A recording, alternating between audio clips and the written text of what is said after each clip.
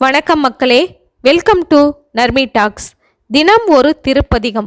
இன்று திருஞான சம்பந்தர் இயற்றிய கோளறு பதிகத்தில் 7ஆம் பாடல். செப்பிலமுலை நன்மங்கை உருபாகமாக விடையேறு செல்வன் அடைவார், ஒப்பில மதியும் அப்பும் முடிமேல் அணிந்து என் உளமே புகுந்த அதனால், வெப்பொடு குளிரும் வாத மிகையான பித்தும் வினையான வந்து நலியா, அப்படி நல்ல நல்ல அவை நல்ல நல்ல அடியார் அவர்க்கு மிகவே.